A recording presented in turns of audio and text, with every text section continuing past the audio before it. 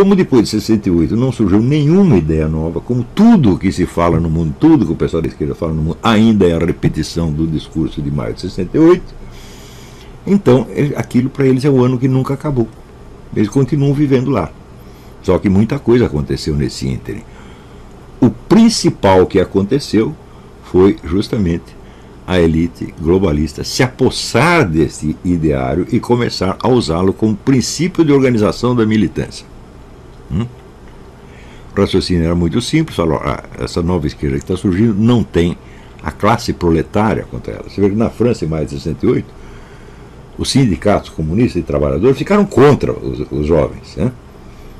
Porque sentiram que o processo da revolução estava ali escapando, o controle do processo revolucionário estava ali escapando das mãos e caindo na mão de um bando de louco, drogado. Ficaram apavorados com razão, né? Então os sindicatos ficaram contra. Agora, se a classe proletária está contra, então esses moleques não vão conseguir fazer revolução nenhuma. Eles vão ficar gritando, tá certo? E consumindo droga, consumindo disco, CD, computador, joguinho de computador, camisinha, cocaína, pelo resto da vida. E vão criar um rolo do tamanho de um bonde que, no fundo, não abala as estruturas do poder no mais mínimo que seja. Então, a elite globalista passou a financiar e controlar esses movimentos. Então, é o que eu digo. Aquilo que aparentava ser um grande movimento em direção à liberdade e à igualdade criou a sociedade mais estratificada que já existiu no mundo, onde tudo é dominado e determinado por uma elite invisível e inatingível. E aqui, você sabe onde mora o Zuckerberg? Se você quiser, sei lá, quero dar um tiro no Bill Gates, onde está o Bill Gates? Ninguém sabe. E toda essa gente tem abrigos subterrâneos. Quer dizer, se explodir uma bomba atômica, um UMP, eles escapam, o resto da humanidade não escapa. Então, essa elite está preparada para tudo. E ela determina as preferências e até as emoções íntimas das pessoas. Sobretudo dos semi-intelectuais. Que são pessoas que conseguem se explicar, conseguem falar, alguns escrevem livros, mas cuja fonte básica de informação é a grande mídia. Então, vamos dizer, até os sentimentos e reações mais íntimas dessas pessoas são determinados por essa teologia da história, seja na sua versão antiga, seja na sua versão moderna. Para você ver a imensidão da influência dessa teologia, o Miguel Reale, que era tido como fascista, reacionário, etc., e que a esquerda odiava, ele também via história nesses termos. Ele falava que existe um processo de jurisfação, quer dizer que tudo vai sendo integrado pelo direito. Então vão desaparecendo, vamos dizer, as pequenas tiranias, as pequenas autoridades, e tudo vai entrando na ordem jurídica. Isso para ele é a coisa mais maravilhosa do mundo. Eu digo, mas escuta, meu filho, à medida que você jurisfaz, você vai criando novos tribunais especializados, novos regulamentos, novas burocracias, mais controle, e assim por diante. Então, o que isso tem a ver com a liberdade crescente? Absolutamente nada. Tem a ver com a regulamentação crescente e, portanto, com o controle crescente. É exatamente o processo que nós vivemos. Então, uma ideologia de tipo libertário e até anarquista está construindo a sociedade mais hierárquica e mais estratificada e mais controlada que a humanidade já viu. É esta a situação. Então, nós sabemos que para esta elite global é importante a dissolução não só das soberanias nacionais, mas de toda forma de autoridade intermediária. A autoridade das igrejas sobre os seus fiéis, a autoridade do professor sobre seus alunos, a autoridade do pai sobre seus filhos e assim por diante. De modo que, embaixo da sociedade, existe apenas uma massa amorfa de indivíduos soltos, que só se unificam na hora do entusiasmo emocional em torno desses mesmos slogans e chavões, etc., etc. Este é o único padrão de unificação.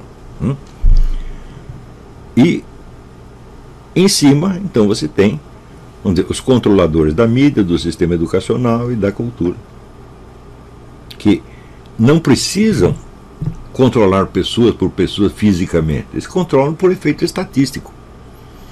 Por exemplo, isso já no tempo do Kurt Lewin, já havia essa pesquisa sobre o método de pé na porta, onde você exige uma coisa, a pessoa diz não, daí você exige uma coisa um pouco mais modesta, em 82% dos casos ela aceita. Isto é utilizado pela mídia o tempo todo. Então, bom, nós queremos impor, por exemplo, a pedofilia. Ah, não, isso não. Não, mas espera aí. Mas nós temos que entender que o pedófilo é um doente.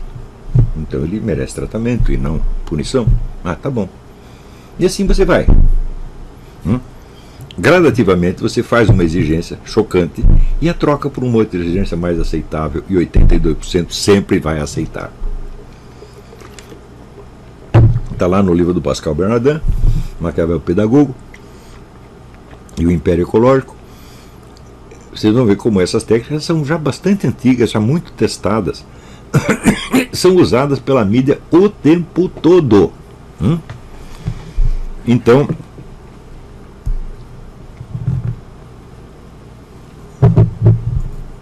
você vê que a esta altura o indivíduo se declarar de esquerda ou de direita já não faz muita diferença neste sentido. Não é que esquerda e direita não existam mais, claro que existem. E nós podemos pegar todo este movimento inspirado nessa teologia da história e chamá-lo de esquerda, porque isso é um movimento revolucionário propriamente dito. Então é a revolução permanente, a revolução mundial. Esse é Trotsky, que saiu do túmulo e está governando secretamente o curso da história. Então, quando vocês falam, por exemplo, socialismo fabiano é um pedacinho disso aí. Mas tem muito mais coisa além do socialismo fabiano, Então, a dissolução das soberanias nacionais é uma coisa absolutamente fundamental. E o instrumento básico para isso é o livre comércio. Você sabe que Karl Marx era um entusiasta do livre comércio. Por quê? Sem o livre comércio você não tem a circulação das ideias políticas. Tá certo? E, portanto, você não tem um movimento político de alcance mundial. Na medida em que você tem um protecionismo nacional, então não é que não entram só os produtos estrangeiros. As ideias estrangeiras também são filtradas de acordo com o interesse nacional. E isso tornaria tremendamente difícil o processo revolucionário. Ademais, é preciso que haja o livre comércio internacional para que, segundo Karl Marx, o capitalismo alcance o auge do seu desenvolvimento, que permita então a passagem ao socialismo. Então tudo aquilo que fomentava o desenvolvimento capitalista para Karl Marx era bom, porque a transfiguração do capitalismo em socialismo era uma fatalidade histórica que iria se cumprir quando o capitalismo esgotasse a sua possibilidade de crescimento. Até hoje, evidentemente, ele não esgotou. E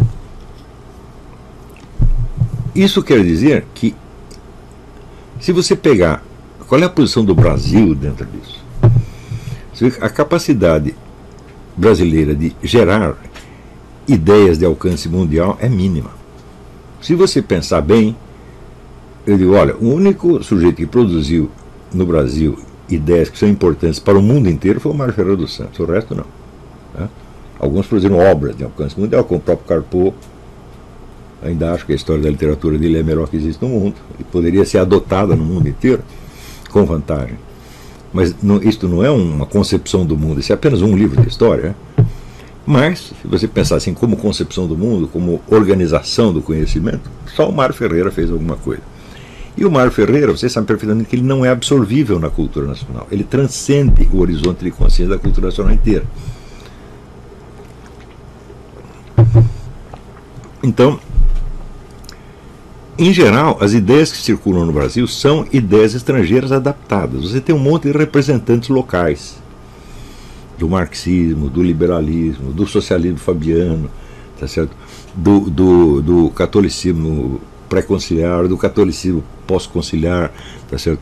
Do protestantismo americano. E tudo isso aí são representantes locais, são entrepostos, né? E dificilmente surge algum esforço de pensar as coisas a partir da realidade nacional. Quando surge,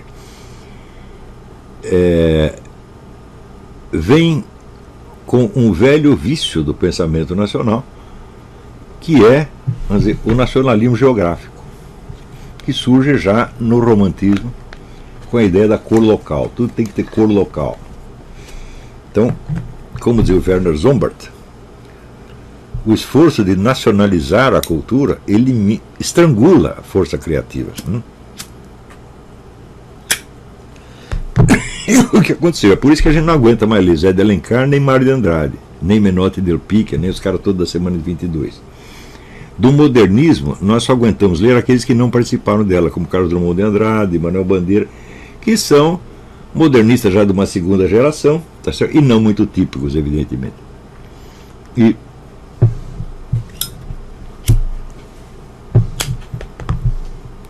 quando você vai nas poesias do Mário de Andrade ou nas obras do Oswaldo de Andrade, é só modismo, é só cacuete, é uma coisa absolutamente intolerável. Então quer dizer que a força criativa foi realmente estrangulada.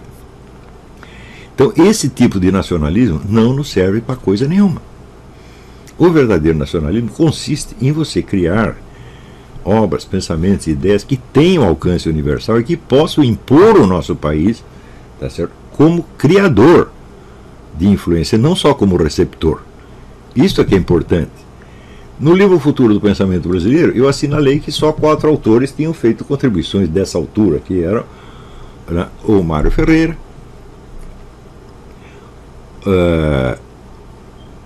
o Gilberto Freire, o Otto Maria Carpo e o Miguel Reale.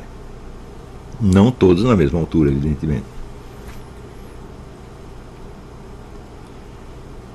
E por aí o negócio ficou. Agora, quando aparece alguma tendência nacionalista, como por exemplo o Ciro Gomes, e fala, não, nós temos que pensar as coisas desde a realidade brasileira. O sujeito usou a expressão realidade brasileira, eu já sei de onde ele vem. Vem de um nacionalismo de tipo de inspiração comunista, que não era um nacionalismo, era apenas um anti-americanismo. E o Ciro Gomes ainda é o representante disto. Né?